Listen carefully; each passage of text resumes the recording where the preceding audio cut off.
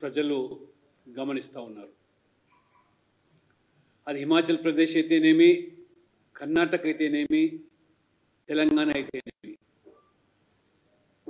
ఉచితాలు, గ్యారంటీలు, హామీలు ఎన్నికల ముందు అరచేతిలో వైకుంఠం చూపించి ఎన్నికల తర్వాత ఏ రకంగా ప్రజలను మోసం చేస్తూ ప్రజల యొక్క గోస పుచ్చుకుంటున్నటువంటి ఉదంతాలు ఇవాళ కాంగ్రెస్ పాలిత రాష్ట్రాల్లో స్పష్టంగా కనబడుతూ ఉంది. రాహుల్ గాంధీ ఎన్నికల సమయంలో వారు చేసిన ప్రసంగాలు గ్యారంటీలు అంటే కాంగ్రెస్ పార్టీ ముఖ్యంగా మహిళలకు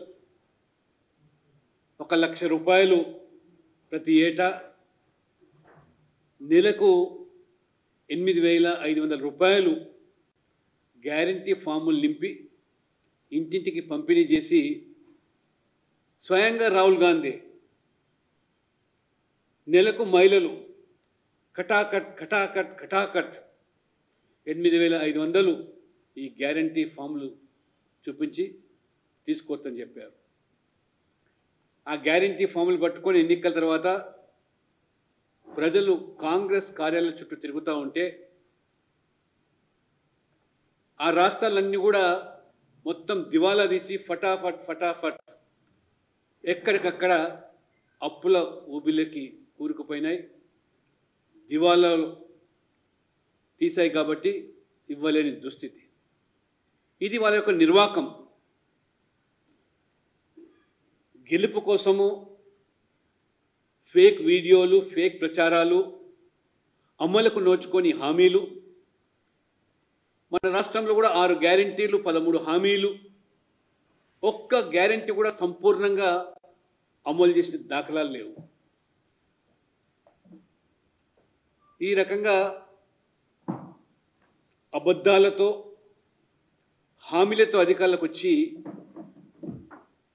3 రాష్ట్రాల్లో కూడా అవినీతిలో కూరుకుపోయి ఢిల్లీకి కప్పం కట్టే దాంట్లో పూర్తిగా నిమగ్నమై ఆ రాష్ట్రాల సంపదలను ఏ రకంగా దోచుకుంటున్నారో పోటీపడి కర్ణాటకలో ఒకవైపు సిద్ధిరామయ్య, ఆ మూడా యొక్క కుంభకోణం, మొత్తం కుటుంబము పార్లమెంట్లో ఆ అంశం చర్చ.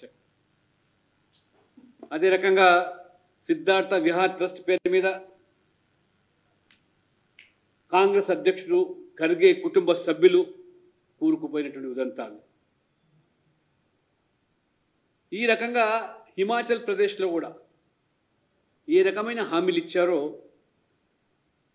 ఓల్డ్ పెన్షన్ సిస్టమ్ తీసుకొచ్చి మొత్తం ఆ హిమాచల్ ప్రదేశ్లో సర్వీస్ సెక్టర్లో పనిచేసే వాళ్ళు ఓటర్లు కాబట్టి నమ్మబలికి ఇప్పటి వరకు ఓపీఎస్ లేదు, సిపిఎస్ లేదు. మరోవైపు ఇవాళ కేంద్రం మోదీ ప్రభుత్వము యూపీఎస్ తీసుకొచ్చి కేంద్ర ప్రభుత్వం ఇవాళ కేంద్రంలో పనిచేసేటువంటి ఉద్యోగులను, పెన్షన్దారులను ఏ రకంగా ఆదుకుంటున్నదో స్వయంగా ఇవాళ ప్రజలు గమనిస్తూ ఉన్నారు. తెలంగాణ రాష్ట్రాన్ని కూడా పూర్తిగా దివాలా తీసి ఇవాళ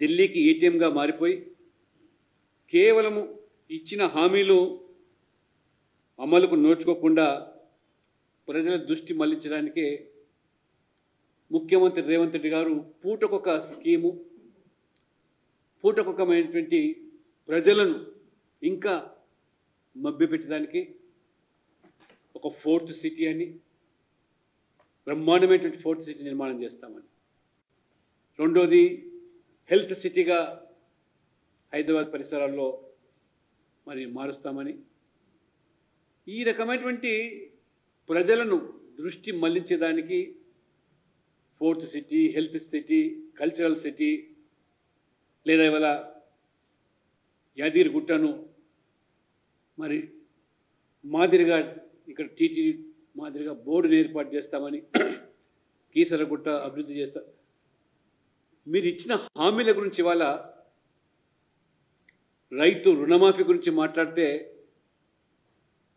ఇవాళ ఆంక్షలు పెట్టి 70% వారికి ఇవాళ మాఫీ లేకుండా, రైతు బంధు ఊసు లేదు, మహిళలకు 4000 పెన్షను ఇవాళ దాని గురించి చర్చ లేదు, తులం బంగారం లేదు.